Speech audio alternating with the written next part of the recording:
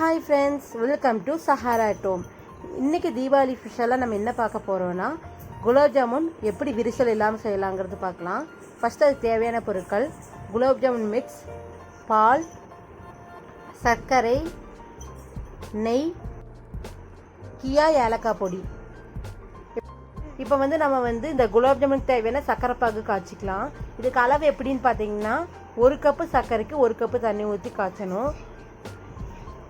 காய்ச்சினீங்கன்னா தான் உங்களுக்கு நல்லா நல்ல ஜீரா வரும். இப்போ அது எப்படி இருக்கணும்னா, நல்லா முதல்ல அது கொஞ்சம் கிளறி விட்டுட்டே இருக்கணும். இது கம்பி பதம் மாதிரி வந்துடக்கூடாது. அதை நம்ம கரெக்டாக பார்த்துக்கணும். இப்போ இதுக்கு ரெடி ஆகிட்டுருக்கு, சர்க்கரை பாகு ரெடி ஆகிட்டுருக்கு.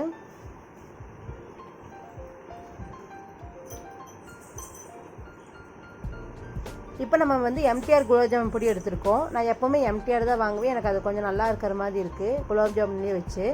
பின்னாடி உங்களுக்கு சர்க்கரையோட அளவு கொடுத்துருப்பாங்க. அந்த அளவுக்கு கொஞ்சம் 100 கிராம் 150 கிராம் கம்மியாக சர்க்கரை நீங்கள் போட்டிங்கன்னா போதும். இப்போ நம்ம பொடி போட்டாச்சு. அதில் கொஞ்சம் லைட்டாக உப்பு போட்டு கொஞ்சம் லைட்டாக பால் ஊற்றி நம்ம கொட்டி குட்டியாக அப்படி கிளறி விட்டே இருக்கணும். இது சப்பாத்தி மாவு மாதிரி கிளறிடக்கூடாது. நம்ம சும்மா கையில் கிளறி விட்டே இருக்கணும். அப்போ தான் நல்லாயிருக்கும்.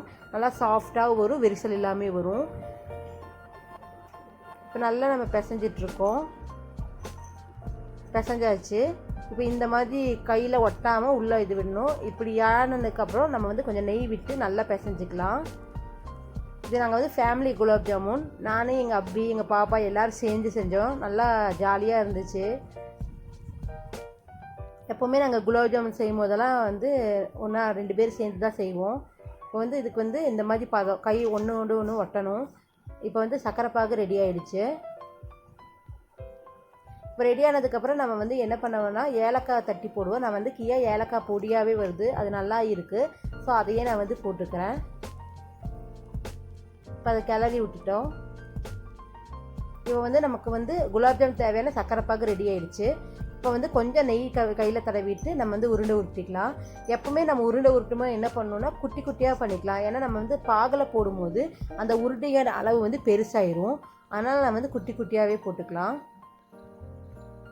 பாருங்கள், நல்லா அழகாக ஷேப்பாக உருட்டியிருக்கோம். இப்படி உருட்டினா தான் நம்ம விரிசல் எல்லாம் வரும். நம்ம உருட்டும் போது அந்த அதுதான் ரொம்ப பக்குவமாக இருக்கணும். இப்போ நம்ம எண்ணெய் நல்லா காய வச்சு, இப்போ நம்ம குலாப் ஜாமுன் போகும் போது அது நல்லா பபிள்ஸ் மாதிரி வரணும். அப்போ தான் குலாப் ஜாமுன் உடையாமல் இருக்கும். நல்லா டேஸ்ட்டாகவும் வரும், நல்லா சாஃப்டாகவும் இருக்கும், நல்லா வேகவும் செய்யும். இப்போ ஃபஸ்ட்டு நம்ம ஸ்டார்டிங்கில் போடும்போது ஒன்றா போட்டுக்கலாம். அதுக்கப்புறம் நல்லா நமக்கு இதாக ஆரம்பிச்சோன்னே நம்ம ஒன்றாவே போட்டுக்கலாம், உடையாது. பாருங்கள், விரிசல் எல்லாம் நல்லா வந்திருக்கு.